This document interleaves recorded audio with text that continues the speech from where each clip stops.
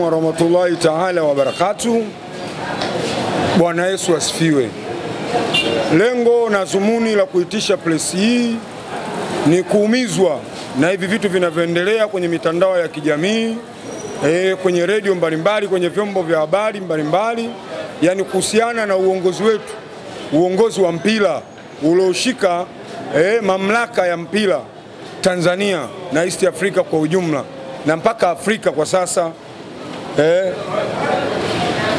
kufuatwa na baadhi ya watu ambao hawapendi maendeleo ya mpira wa Tanzania. Kikubwa ni kuasa tu watu wa mpira, sawa bwana, ambao wanaofuatilia mpira wa Tanzania, ambao wanautakia mema mpira wa Tanzania, kwamba waangalie umuhimu wa wao viongozi wetu, vitu gani walivyofanya, sawa, kuelekea kwenye kukuza mpira wetu. Lakini kuna watu wanaonekana wanataka kuushusha mpira wetu na kuandamaini uongozi wetu ili ushindwe kuendeleza effort zake za kuendeleza mpira wa Tanzania. Kuna swala sasa hivi lina trend, especially ile swala la dabi, sawa, limekuwa ni gumzo sana katika mitandao ya kijamii. Migogoro imekuwa mingi, kelele zimekuwa nyingi, umeelewa bwana, kutokana na kauli aliyoitoa rais. Sasa imekuwa kama ni kigezo cha kutaka kuupoteza uongozi katika focus yake katika kuendeleza mpira wa Tanzania. Kikubwa wa Tanzania kwanza tunatakiwa tujue, sawa, uongozi wetu umefanya mambo mazuri mangapi, umeelewa, mabaya ni mangapi na mazuri ni mangapi, kwa sababu hata Mungu, sawa, pindi anapotaka kumhukumu mwanadamu huwa mara nyingi huwa anaangalia kwenye mizani kwamba mabaya yana uzito gani na mazuri yana uzito gani, ndipo atakapomhukumu mja wake. Kwa hiyo sisi kama wadau wa mpira wa Tanzania tumeumizwa sana na kitendo kinachofanywa na ndugu yetu Manara, sawa, Manara pamoja na watu ambao wanatumika katika kumsapoti bwana Manara katika kufuatafata uongozi wa TFF pamoja na bodi ya ligi. Alichokizungumza Karia sio kitu kibaya. Karia alizungumza kama wewe uwezi mpira, umeelewa bwana, kama hutaki kufuata kanuni na sheria za mpira, basi unaweza ukacheza sinema zako. Hakumaanisha kwamba kuwagusa watu wa Bongo Movie kwa sababu wale ni wacheza sinema. Hii ni lugha tu ambayo aliitumia katika kufikisha ujumbe kwa Tanzania, kwamba kama wewe uwezi kufuata sheria na kanuni za mpira, kwa sababu mpira uko science, sawa. Swala la kuact sinema linaeleweka. Sinema sio kitu cha ukweli, sinema ni visual, sawa, sio mucho. Kwamba sinema unapoact sinema pale, ile ndio maana inaitwa acting, you going to act. Kwa hiyo unapoact maana yake hakuna uhalisia, unaenda kutengeneza kitu ambacho kinafanana na uhalisia wa lile jambo. Yeye ndicho alichomaanisha. Hakumaanisha kwamba kuwagusa watu wa Bongo Movie, kwa sababu kama Karia angekuwa anawachukia watu wa Bongo Movie, iweje leo hawahusishwi watu wa Bongo Movie katika hamasa za timu ya taifa, katika hamasa mbalimbali za michezo? Wanahusishwa katika vitu vingi sana katika michezo. Kwa hiyo ili swala wa Tanzania wote tunatakiwa tulikemee. Sasa sisi kama watu wa mpira, sawa, pamoja nimevaa jezi ya Simba, ni mtu wa Simba, mwanachama wa Simba, na vile vile ni kiongozi wa tawi la Simba la Karume, sawa, unstoppable kama msemaji. Nina mzee wangu hapa, nina mama yetu hapa naye vile vile mtu wa Simba, lakini ili swala sisi limetuuma. Kwa sababu kitu tunachotakiwa tukifikiria sisi kama Watanzania, viongozi wetu wametufanyia mazuri mangapi? Leo kuna mambo mangapi ambayo yamefanywa na Karia? Mambo mangapi yamefanywa na Ali Maskasongo? Mambo mangapi yamefanywa na uongozi mzima, sawa, wa bodi ya ligi ukiongozwa na nani? Na mwenyekiti wao ambaye ni Steven Mguto. Mangapi wameyafanya? Ligi wameitoa wapi? Hebu tujiulize, kabla ya utawala huu, huko nyuma ligi yetu ilikuwa nafasi ya ngapi? Ligi ilikuwa inashika nafasi ya 100 lakini watu wameitoa ligi huko ilipo chini ya uongozi wa Karia na bodi yake, mpaka sasa hivi ligi inasomeka nafasi ya 6. Umeelewa? Leo tuna uwezo mpaka wa kutoa timu 2. Umeelewa bwana? Zinaenda zote kimataifa na zote zinafuzu, zinaenda robo finali kwa pamoja. Msimu wa mwaka jana tuliingiza timu 2 ambapo National Al Ahly, sawa, pamoja na wenzio wote walifeli. Alifaulu National tu peke yake. Kwa hiyo upande wa Egypt walifeli kuingiza timu 2, Morocco walifeli. Yaani ukanda wa unafu wote walifeli kuingiza timu 2, lakini Tanzania peke yake ndio tuliweza kuingiza timu 2. Kwa hiyo hapa ndio ujue kabisa kwamba uongozi wetu unafanya kazi ya aina gani katika kusupport vilabu vyetu. Na kingine tujiulize, baada ya Yanga kuingia makundi 98 mara ya mwisho, waliingia tena lini na zimepita nyongozi ngapi? Mpaka anakuja Karia, Yanga ndo anaanza tena kuingia makundi miaka 26, mpaka anakuja kuingia makundi, anakwenda mpaka finali. Ni miaka mingapi imepita na nyongozi ngapi zimepita? Wamepita kina Tenga, wamepita kina Jamali Malinzi, wamepita viongozi wa aina mbalimbali, kina Ndoranga wamepita, lakini walishindwa kuwafanya Yanga wafanye vizuri kimataifa au hiyo Simba kufanya vizuri kimataifa, lakini kipindi cha utawala wa Karia haya yote yamefanya nini? Haya yote yamewezekana. Simba sasa hivi inafanya vizuri, ipo ndani ya 5 bora sawa barani Afrika, na ligi yetu iko ndani ya 5 bora barani Afrika. Yanga iko ndani ya 20 bora barani Afrika, lakini yote kutokana na utawala nini wa Karia. Sasa uwezo ukamtoa samani Wallace Karia katika jambo dogo ambalo limesababishwa na sisi wenyewe na viongozi wa vilabu vyetu. Sawa, sala la kuahirishwa kwa dabi haijaahirishwa mara ya kwanza. Dabi imeahirishwa takribani mara 14 mpaka sasa. Mpaka dabi ya juzi ni dabi ya 14 ambayo inaahirishwa. 7 zimeahirishwa kisheria, 7 zimeahirishwa kutokana na hivi vilabu vya Simba na Yanga. Yanga amesababisha mechi iahirishwe mara 4, Simba amesababisha iahirishwe mechi mara ngapi? Mara 3. Lakini all in all, sawa, tunatakiwa tufocus, tuangalie viongozi wetu wametufanyia mema yapi. Chini ya utawala wa Karia, hebu tuangalie timu yetu ya taifa imeenda AFCON mara ngapi? Tumeenda AFCON msimu wa 18 19. Sawa, tumeenda kucheza AFCON Egypt, lakini chini ya utawala wa Karia. Not only that, tumekuja tumecheza tena AFCON juzi. Tumecheza tena AFCON Ivory Coast. Sawa, chini ya utawala wa Karia. Na sasa hivi tumefuzu tena hapa uwanja wa Taifa. Tunaenda kumpiga Guinea Bissau. Tunaenda tena nini? AFCON kwa mara ya 3 chini ya utawala wa Karia. Na maana utawala wa Karia umetupeleka AFCON mara 3. Lakini tawala zote zilizopita zimetupeleka AFCON mara 1 tu. Mwaka 80 ndio tumeenda AFCON. Tawala zote zilizopita. Kwa hiyo tunatakiwa tuangalie mazuri yapi aliyofanya Wallace Karia. Ukiangalia vile vile tuangalie hizi pesa za CAF au pesa za FIFA zinazoingia hapa Tanzania. Kipindi hicho cha viongozi wengine zilikuwa ziji, lakini chini ya utawala wa Karia pesa zimeingia na zinatumika vile zinavyotakiwa. Viwanja vimetengenezwa Tanga, kuna vituo vya mpira vishatengenezwa na vishakamilika na vinatumika sasa hivi. Kigamboni ofisi mpya za TFF zimefanya nini? Zimetengenezwa chini ya utawala wa nani? Chini ya utawala wa Karia. Kwa hiyo tuangalie thamani ya mtu na vitu alivyovifanya. Amefanya mazuri mangapi, na hili moja ambalo sisi tunaliona kama ni kosa kwake, je, linalingana kwenye mizani ili tuweze kumtoa samani Wallace Karia? Lakini kikubwa tunachokitaka sisi tuondoe hili swala la uchochezi. Swala alilolifanya Manani la uchochezi, kutaka kumchochea Karia na watu wa Bongo Movie. Na waambie watu wa Bongo Movie, yani wasiwe na akili za ajabu.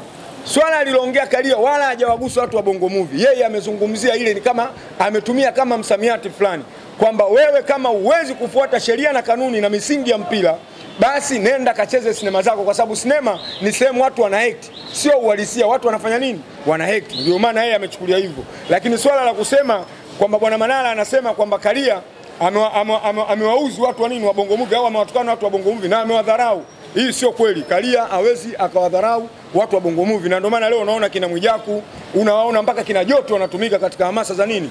Katika hamasa za kuhamasisha nini? Timu ya taifa na kuhamasisha na kupigania mpira wa nini? Wa Tanzania, kwa sababu yote iko katika nini? Baraza la nini? La michezo. Kwa hiyo all in all tunachokizungumzia sisi kwamba huu uchochezi wa Tanzania, hebu tuachane nao na tuangalie thamani ya nini? Thamani ya viongozi wetu walivyoupambania mpira, kuitoa ligi yetu huko ilikotoka mpaka hapa sasa hivi ilipo. Sawa, tumetoka wapi, tunaelekea wapi, na tulipo hapa wapi? Hapo ndo tutapata jibu. Leo chini ya utawala wa Wallace Karia tunaandaa chani sasa hivi, imeahirishwa, lakini mwezi wa 8 tunakuja tunaendelea kufanya nini? Tunaendelea kuandaa. Tukitoka kwenye chani 2027 tumeruhusiwa tena tuandae nini? Tuandae mashindano ya AFCON, ambapo hichi viongozi wote walishindwa kuandaa. Kwani uwanja wa Benjamin Mkapa umetengenezwa lini? Una miaka mingapi? Kama kigezo tumeruhusiwa kuandaa, sawa, tumeruhusiwa kuandaa mashindano ya AFCON kwa kutumia kigezo cha uwanja wa Benjamin Mkapa. Uwanja wa Benjamin Mkapa sasa hivi una miaka mingapi? Uwanja unakaribia kuzeeka. Lakini leo chini ya utawala wa Wallace Karia tumepewa tuandae mashindano ya AFCON kutokana na utendaji wake. Wallace Karia huyu kama sisi hapa tunamwona mbaya, kama anavyozungumza bwana Manara, Wallace Karia amelewa madaraka. Hebu tuangalie amefanya mazuri mangapi. Na kwa nini Sekafa wampe urais wa Sekafa Wallace Karia? Na leo sio urais wa nani wa Sekafa tu, tayari ameshapewa cheo kingine ambacho nini? Ni mjumbe katika kamati kuu ya tendaji ya mashindano ya nini? Mashindano ya CAF. Hebu angalia leo nchi kama Tanzania tunaenda kutoa mjumbe ambaye atakuwa ndani ya bodi ya nini? Ya utendaji, kamati kuu ya utendaji ya mashindano ya nini? Ya CAF. Lakini hii yote kwa sababu ya nini? Ya utendaji wake mzuri na uweredi aliokuwa nao na transparent aliokuwa nao, kwa sababu ili uwe na uongozi bora lazima uwe na kitu kinachoitwa good forecast, lazima uwe na good planning, uwe na good coordination na transparent and accountability. Na ndio maana leo unaona FIFA chini ya utawala wa Wallace Karia wameleta mashindano ya African Football League, yamekuja kufunguliwa Tanzania hapo. Kwa nini wasiapeleke South Africa? Kwa nini wasiapeleke Egypt yakafunguliwe? Kwa nini wasiapeleke Morocco ambapo kuna viwanja bora ambapo vimeshacheza mashindano ya AFCON, vimeshacheza mpaka kombe la dunia South Africa. Lakini leo yanaletwa Tanzania kwa sababu ya utawala uliokuwa bora, uliotukuka wa Wallace Karia pamoja na nini? Na utawala wa bodi ya ligi akina Ali Maskasongo, umeelewa bwana, pamoja na kina Steven Mguto. Lakini all in all tuwaambie wa Tanzania tuondokane na hizi propaganda. Hawa propaganda zao especially wana Simba. Tuko katika wiki ngumu, wiki ambayo inaelekea timu yetu kwenda kucheza mashindano ya kimataifa. Kwa hiyo hawa ili watutoe sisi mchezoni kwa sababu wao wamo wameshatoka, wanataka na sisi tu focus kwenye dabi. Sawa, ili tuache uhalisia wa mashindano ya kimataifa, twende tukapigwe Misri na tuje hapa tupigwe, alafu endeni tuanze kuchekana. Lakini kikubwa mashabiki wa Simba tunatakiwa tufocus kuelekea kwenye mechi yetu, na mashabiki wa mpira tufocus kwenye uongozi wetu ili uweze kusimamia mpira wa Tanzania. Mimi sina la zaidi, niko na mzee mwenzangu hapa bwana Yusko, naye yupo atakazia kidogo hapa nini kinachoendelea. Asanteni sana. Tutakuja hizi propaganda zimeanza baada ya wao kutolewa. Umeelewa, baada ya wao kutolewa. Sasa hivi wamepata sababu ya kuwataka. Unajua kalamu mbili siku zote ndio zilizomponza fisi. Uwezi binadamu hata siku moja ukadili na kalamu mbili. Sawa, haiwezi kwa hitima iko mtaa wa Kigoma, anapo kuna harusi nyingine iko mtaa wa Lindi, wewe ukataka ukae katikati kwenye hitima ule, na wakati vyote vinaliwa katika muda mmoja. Na ndio maana nawaambia viongozi wa Simba na nawaambia wana Simba, tufokasi kwenye mashindano yetu. Umeelewa? Lakini hili swala tukiendelea kupigizana na kelele, kwa sababu wewe unaacha kuplan kuweka game plan yako, unaanza kudili na watu kama hao. Sasa huyu ana mbinu zake. Kwa nini asubiria hapa? Imebakia 1 week. Sawa, kuelekea katika preparation ya Simba kuondoka, kwa sababu Simba inaondoka tarehe 28. Tarehe 28 from today, how many days remain? Ina maana hapa unaona kabisa kwamba kuna kamchezo kanataka kufanyika kuwatoa Simba mchezoni. Na tukitoka kule tarehe 2 tayari tarehe 9 tunarudiana, kuna 1 week. Na ndio itazidi kuchochea hivi vitu. Kwa hiyo ili tuondokane na hili swala, sisi tunyamaze kimya, lakini kikubwa ili atulikali kimya. Na leo ndio mwanzo na mwisho wa kuiongelea swala dabi. Kilichotuuma bwana Manara kuwatukana viongozi wa nini wa bodi ya ligi pamoja na kiongozi wa nini, kiongozi wa mpira ambaye anaupambania mpira wa nchi. Lakini haya mambo cha ajabu, mbona hatukuyaona miaka mitatu wakati wao wanachukua ubingwa?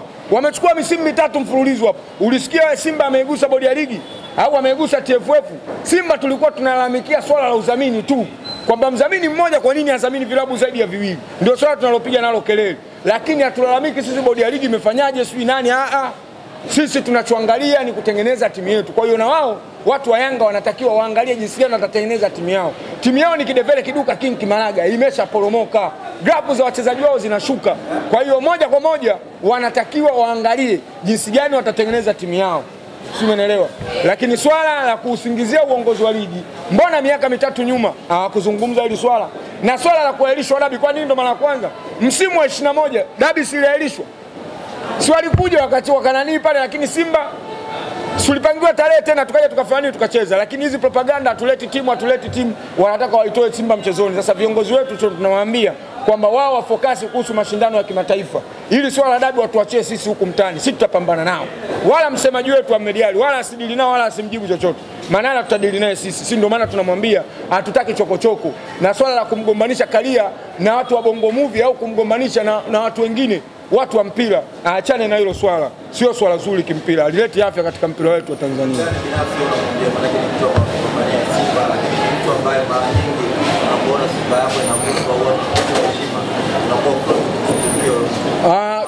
Tunachomwambia bwana Manara aachane na chokochoko.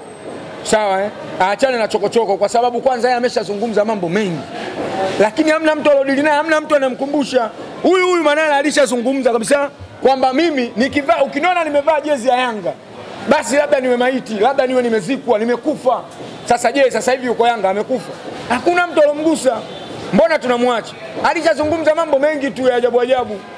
Juzi kati hapa kuna mwalimu wa shule gani sijui kwa amejitokeza, wanadai hela za watoto, aliwaahidi watoto kwenye mahafali kwamba atawapa milioni moja wakipata division 1. Wamepata watoto 34, anatakiwa apeleke 34 milioni. Wale nani Wasafi aliwaahidi pale kwamba atawapa milioni moja kwamba Yanga kama hajaifunga Simba kuanzia goli 4. Alizipeleka hizo hela. Kwa hiyo anazungumza vitu vingi. Kwa hiyo ndio maana nawaambia Watanzania tuachane na maneno ya Manara, tuachane na propaganda zake, kwa sababu ni bingwa wa propaganda, ili tuujenge mpira wetu, kwa sababu mpira wetu hapo ulipofikia sasa hivi uko katika level ya juu. Leo timu ya taifa inacheza kwa ushindani, tunakwenda Morocco tunafungwa goli 2, na wakati zamani unaenda kule yani tunaenda na kapu kabisa, turudi na goli 6 au 5 au ngapi. Lakini leo timu inaenda ina compete, inashindana, unacheza na timu ambayo imecheza nusu finali ya kombe la dunia msimu wa 22, lakini wanakufunga goli 2 tena kwa ushindani. Sasa wewe unataka nini? Timu imefuzu AFCON, tumemfunga Guinea ambaye miaka yote misimu 8 mfululizo yeye anafuzu kwenda AFCON, lakini leo Tanzania anamwambia Guinea wewe uendi, tunaenda sisi. Sasa wewe unamtaka Karia wa nini? Au unaitaka bodi ya ligi ya nini? Kwa sababu ili tuwe na timu ya taifa bora, maana yake ligi yetu iwe bora. Na ndio maana leo CAF anaipa lenki timu yetu na ligi yetu nafasi ya 6. Ina maana CAF wamekosea. Wewe unatuambia ligi yetu na madudu si nini, bodi ya ligi haifai, sio haifai nini? Wewe mbona ulipokuwa unachukua ubingwa hayo kuyazungumza ulikuwa uyaoni? Kwa hiyo atuachie ligi yetu. Tunajua Karia ameitoa wapi ligi. Ligi ilikuwa nafasi ya 100 nao. Karia na Simba wamefanya kazi kubwa kuitoa ligi huko iliko mpaka inakuja kufikia hapa ilivyo. Ni Karia na Simba. Yanga yupo. Yanga kaja kuingia hapa ligi tayari iko kwenye 10 bora. Simba ndio mwanzo. Msimu wa kuanzia 18 19 Simba ndio chanzo cha kuifanya hii ligi itoke kwenye 104 mpaka kuja kufikia kwenye 10 bora. Ni Simba Sports Club. Kwani Yanga sikaingia finali juzi tu hapo. Na robo finali, na hii hapa kidevele kiduka imemshinda robo, kaishia makundi. Umeelewa bwana? Kwa hiyo amechangia pointi ngapi? Kwa hiyo kikubwa ndio maana anatakiwa muheshimu Karia. Kwa sababu kama tukizungumza watu wa kulalamika walikuwa ni watu wa Simba, sio Yanga. Yanga hapaswi kulalamika kwa uongozi wa Karia, kwa sababu chini ya uongozi wa Karia Yanga ndo amefanya vitu vizuri vingi. Chini ya uongozi wa Karia Yanga miaka 85 Yanga ndo anakuwa na uwezo wa kuingia wa kuingia finali, ambapo Simba 93 sisi tumecheza finali chini ya mdhamini wetu Azim Dewji. Umeelewa? Swala la kuingia makundi na kukompiti Yanga mara mwisho 98, tena baada ya kusaidiwa wachezaji watatu na Simba. Simba na Yanga tulikuwa tuna uadui kama wanauleta yeye huyu.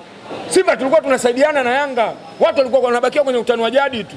Yanga 98 anaazimu wachezaji. Tatizo hao watoto wa sasa hivi hao walioipenda Yanga ya GSM ndio wenye matatizo. Lakini 98 Simba anatoa wachezaji watatu, anamtoa Alphonse Modest, anamtoa Shaban Ramadhani, anamtoa na Monja Lise. Wanakwenda kuisaidia Yanga. Not only that, even Aden Lage ambaye ni kiongozi alikuwa Fati kipindi kile katibu, lakini mwanachama wa Simba na ni mchezaji legend wa Simba, anatoka anaibeba Yanga. Yanga wanagombana, wanaenda kucheza na Rangers ya Zimbabwe. Yanga inabebwa na Aden Lage, ndo anaipeleka timu Zimbabwe. Yanga inaenda inapindua meza, wanakuja wanafuzu, wanaingia makundi. Ni Simba ndo wameifanya hiyo kazi. Umeelewa? Lakini kwenye utawala wa Karia ndo Yanga mambo mengi kayafanya akiwa hapa. Swala la finali miaka 80 na imepita, Yanga ndo anacheza finali chini ya utawala wa Karia. Yanga anarudi tena kwenye makundi chini ya utawala wa Karia. Umeelewa? Kina Jamali Malinzi, kina Tenga, wote walishindwa kuifanya Yanga ifuzu, lakini chini ya utawala wa Karia Yanga anafuzu, anaenda makundi. Miaka 25 imepita. Umeelewa? Kwa hiyo anatakiwa mshukuru Karia. Umeelewa? Karia huyu ndio aliwarudishia makombe tena Yanga. Simba alichukua mara 4 mfululizo, anaingia Karia, Simba amechukua mara 4 mfululizo. Chini ya utawala Karia Yanga ndo anarudisha tena ubingwa wake, na anaingia makundi na anakwenda finali, anaingia tena makundi, anakwenda robo finali na anaingia tena makundi. Maskini mzwa watu mpaka jezi amevaa mechi na Mamelodi Sundowns. Karia amevaa jezi ya Yanga. Sasa watu wakulalamika kati ya sisi nao ni nani? Uona clip Simba Karia amevaa jezi ya Simba. Lakini sisi clip tunazo Karia amevaa jezi jezi ya Yanga. Ile yote kuonyesha mapenzi kwenye hivi vilabu kwamba mimi sio Simba, sio Yanga. Kwa hiyo kikubwa wao watengeneze timu, lakini swala la kumsukumia Karia na bodi ya ligi kutokana na timu yao sasa hivi inaanza kupotea. Twende kimataifa. Kule kuna Karia. Karia au Almas Kasongo amehusika nini wao kutokwenda robo finali? Mbona wamefeli kule? Mbona kumgusa Musepe kwamba Musepe ndio unasababisha sisi tusiende robo finali? Mechi imeletwa hapa, sio wameshindwa wenyewe. Msiaja. Wale Msiaja kama wangekutana na Simba wale shughuli wangeiona hapa. Umeelewa? Kwa sababu klabu Constantine na Msiaja wote wanacheza ligi moja na wote tuliletewa. Simba kapoa klabu Constantine, Yanga amepoa Msiaja. Klabu Constantine ndio timu inayoongoza mpaka sasa hivi, ndio inaongoza ligi. Lakini wamefanywa nini na Simba? Na Msiaja kacheza mechi 2 na huyu klabu Constantine. Klabu Constantine kachukua pointi 4. Mechi ya kwanza kafungwa 2-1, mechi ya pili wametoka sare bila. Umeelewa? Lakini Simba amemfanya nini klabu Constantine? 2-2 hapo tumemfunga. Lakini yule Msiaja kama angepewa Simba, yani ile cage ile